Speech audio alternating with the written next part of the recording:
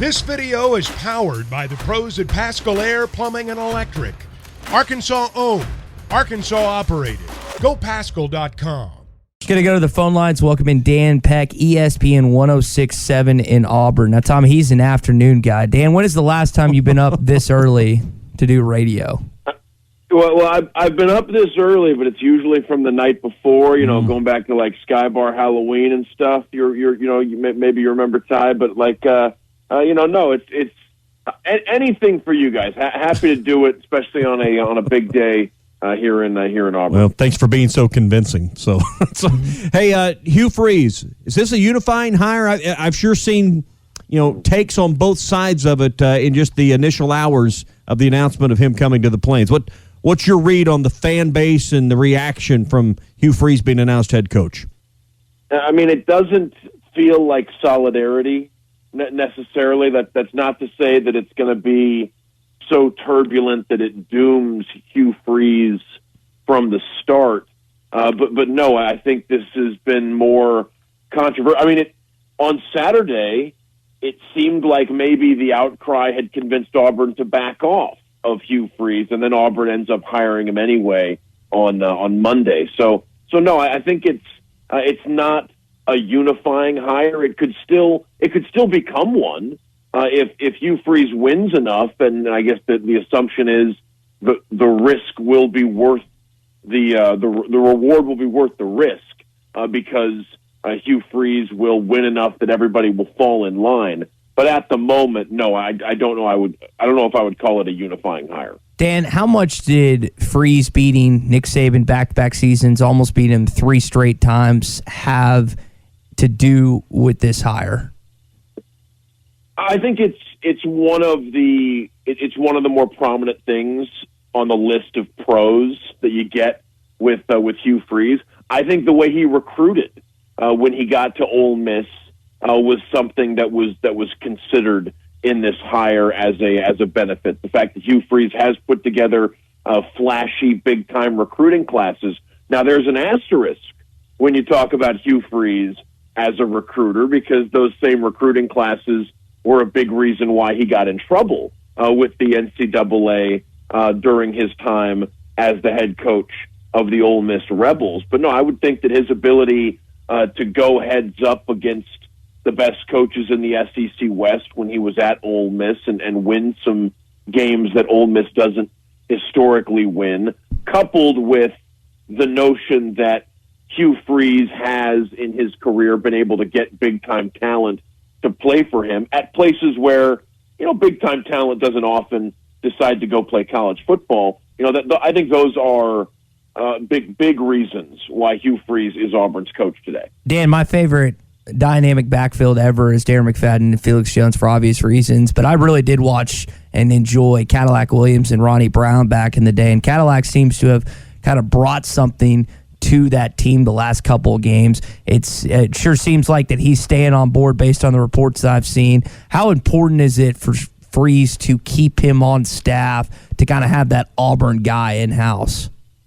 Yeah, it seems like the first confirmation we got yesterday that Cadillac Williams was back in the fold was a tweet from Bruce Pearl, oddly enough, congratulating Hugh Freeze on the job, that mentioned that he was excited to keep working with Cadillac Williams. Cadillac confirmed it himself on social media sometime later, but it was actually Bruce Pearl with the scoop there that Cadillac was going to stick around Auburn. No, I think that's a big it's a big retention for Hugh Freeze, a big hold for Hugh Freeze in his effort to get everybody in line, in his efforts to get solidarity within the Auburn fan base. Alignment was a buzzword that we heard a lot during the Brian Harsin era. And yeah, Cadillac Williams he's widely respected, especially after the way the team came together following Brian Harsin's termination. The way that this team was able to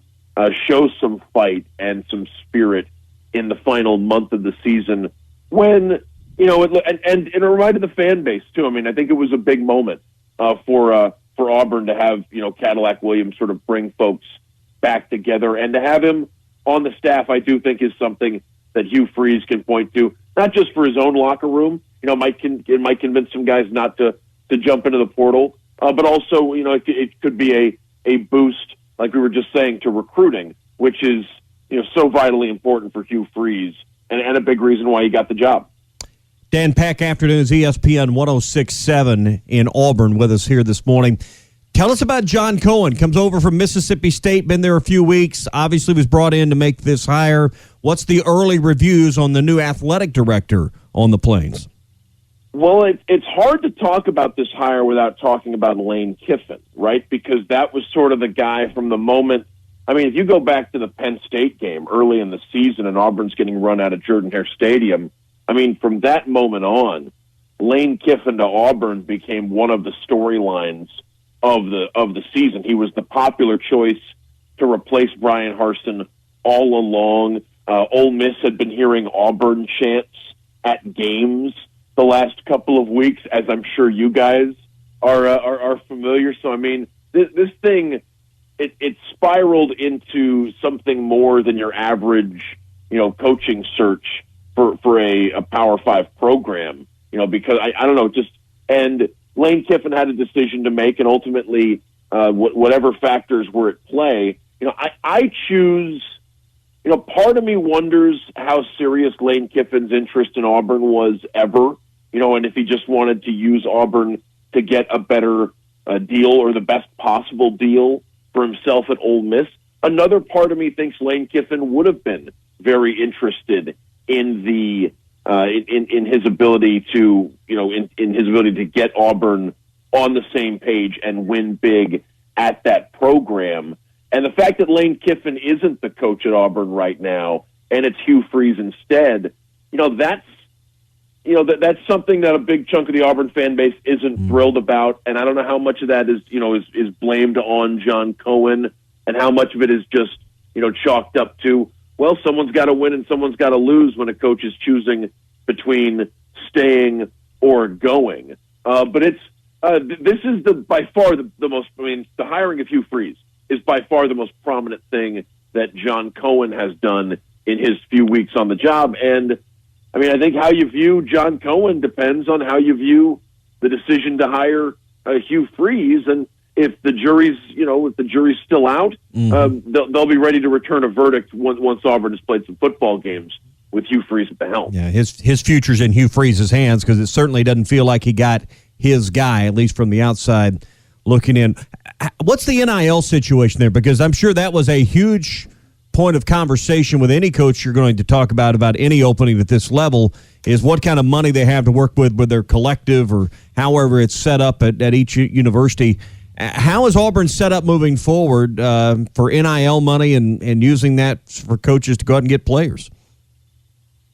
It seems like in the aftermath of Brian Harsin's termination, that the NIL, the official Auburn NIL collective, has started to pick up steam and gain visibility. Not just making announcements around campus and on social media, but you're actually seeing more of a presence in the last month or so at Auburn University sporting events. So there's reason to believe that that you're starting to see and there were some Auburn players last year that had the opportunity to leave and decided to stick around. So I think there's always been some NIL effort since the legalization of the practice. But I would imagine that Hugh Freeze understands more than Auburn's previous coach the importance of landing players via NIL, or the importance of having a competitive NIL operation if you're going to land the kind of players that Auburn needs, and that's something that I'm sure. It seems to be picking up steam is sort of the short answer there. But I think with Auburn opening a brand new football complex, in fact, that football complex will host Hugh Freeze's press conference in about 4 hours. But between the football complex and the NIL operation gaining some steam, there is some hope that Hugh Freeze could recruit the way he's going to have to sort of justify his employment. Dan, we're a long ways off from the 2023 season, but based on the coaches that we have in front of us, based on the SEC West representative having now 2 SEC losses, how competitive do you think this division is going to be next year? Well, within the division, I think there's still going to be a battle. There are probably going to be 5 or 6 teams that think they can take down Alabama, who I think you would imagine is the favorite going in. Although, it's so hard to look ahead to next year now, because every player in college football has a decision to make when the season's over about what they want to do next season, and drastic changes are possible between now and just the start of next year. So I would imagine that everyone in the SEC West is looking at next season and thinking, we've got a shot. It's probably going to be Alabama's division, in the preseason. But there are programs that are certainly willing to step up and say they're the ones to change that. Dan, before we let you go, you brought up Bruce Pearl. That game, that rematch that we saw, which was a great game last year where Arkansas upset the number 1 team in the country. It's in the jungle this year. The Razorbacks should have a really salty team, a team that could win the SEC West, or SEC overall. How excited are Auburn basketball fans to get a shot and get a crack at the Razorbacks this season? Oh, I think Auburn fans are looking forward to the beginning of SEC play, and it just so happens that Arkansas is one of Auburn's. I believe Arkansas is the second game in SEC play for Auburn. It's right before the students begin the spring semester, and no, I think there's going to be it's going to be electric for Auburn and Arkansas. This conference looks to be at the top as good as I can ever remember. The SEC between Auburn, Alabama, Kentucky, Tennessee, and the team that Coach Musselman has. I watched Scott Cross and the Troy Trojans play a competitive game at Bud Walton last night against the Arkansas Razorbacks there. But it's I think the SEC is. It is a really compelling league this year, in part because you've got so many teams that look like they're good enough to win the league and maybe make some noise in the postseason. Dan, we'll leave it there this morning. Again, appreciate waking up early with us. Enjoy the press conference later today. I'm sure there won't be any nonsense associated with it whatsoever. Yeah, I'm sure that it'll be handled responsibly by all parties, and there will be nothing to discuss afterward. No, I'm looking forward to it. I think it's a big moment for Hugh Freeze to sell himself to some of the more skeptical corners of the Auburn fan base, and I appreciate you guys having me on. Skeptical Auburn fans? Huh? Is this breaking news? I didn't know there were such things. I'm not saying that I don't want to speak for everyone. There are some people that are maybe wondering if the reward is indeed worth the risk. Right. We'll have to see. Well, Dan, we appreciate it, buddy. We'll talk soon, okay?